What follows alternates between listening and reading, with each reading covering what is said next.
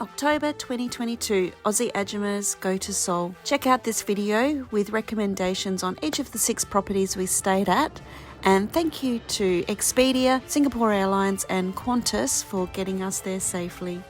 Enjoy! Let's go! 가자!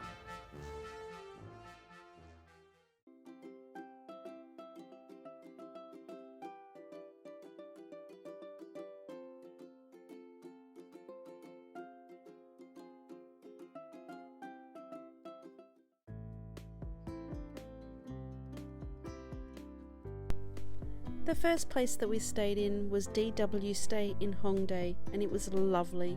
The pros to this property is that it was clean, tidy, it had amenities, drinking water, coffee, tea, etc., and they were provided, as well as amazing staff and customer service and the best shower ever.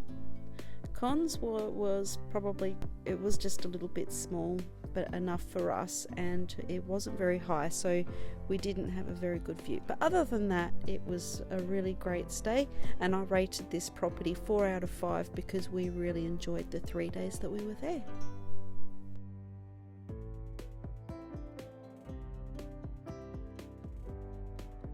The second place we stayed at was in Busan, and the place was H Avenue Gwangali Beach.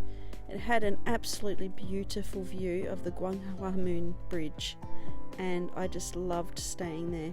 The pros of this property was it was comfortable, clean, tidy, it had amenities, tea, coffee and etc. were provided. The cons though, the rooms were a little small and need a little bit of a refresh, but other than that it was a lovely stay. And I give this property a 4 out of 5 as well.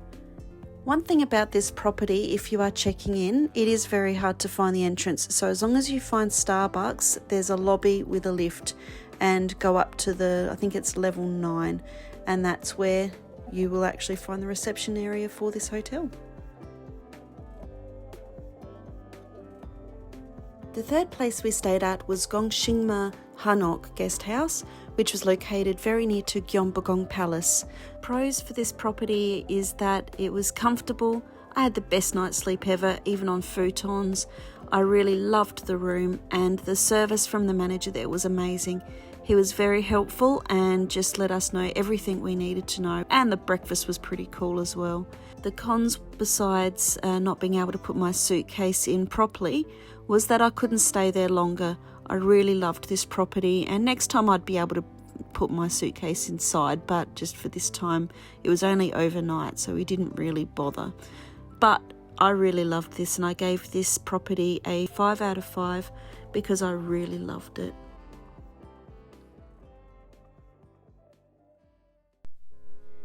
The fourth place we stayed at was Ena Hotel Suites in Seoul itself. Now this was a lovely place to stay, as it was quite spacious, and the pros are definitely the awesome shower, because you know showers are important. Also there were amenities. The only thing it didn't have was drinking water.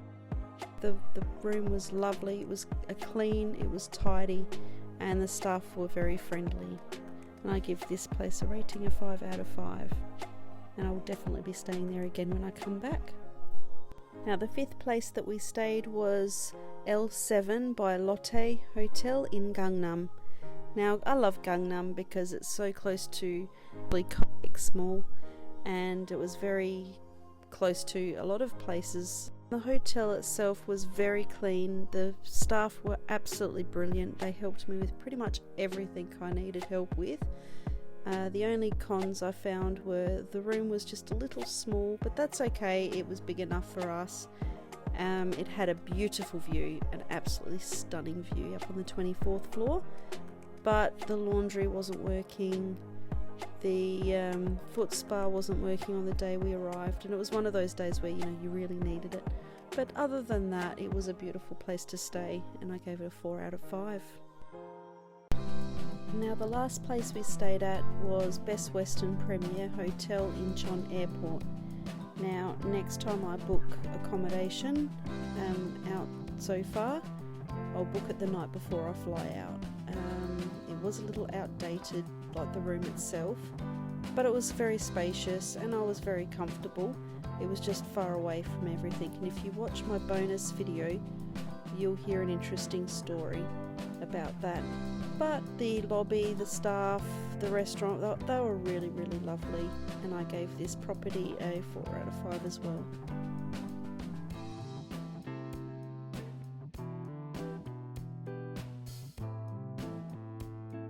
Hi everyone, it's Sarah here, your Aussie Ajumma, and today I am staying in Incheon.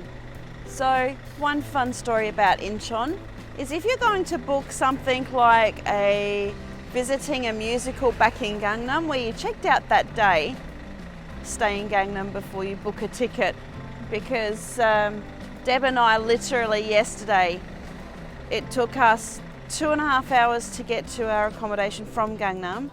I had a quick nap, and then 2.5 hours to get back to Gangnam for the musical that I've been waiting for a long time to see, and then 2.5 hours to get back. Now we walked back through from Incheon Airport because all the buses and everything.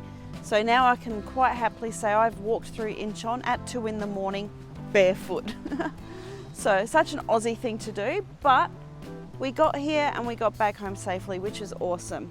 So I love Incheon, but our room itself is in the Best Western Premier, and it's right next to the airport, where you can hear aircraft coming out at like every 10 minutes or so, and if you hold on there'll be another one coming out soon. And if people know, like people that do know me know how much I love aircraft. And there's another one, little green Jin Air by the look of it. I love that sound. Like, it is the sound of a jet engine is seriously the best sound ever. So who here's travelled to Incheon? If you're watching this, let me know in the comments who's stayed in Incheon and who hasn't. I'm actually regretting the decision of not staying in Seoul a bit longer, because even today we're going back to Nandaemun markets and to get some souvenirs to take home. So it's going to be another airport bus trip back in. Yes, things to think about, but anyway, I'm going to get going now because Deb's nearly ready, and we've got to go in and buy souvenirs for the family back at home, because I go home tomorrow and I'm really, really sad about that. So I'm just going to try and keep myself busy. But have an awesome day, and yum!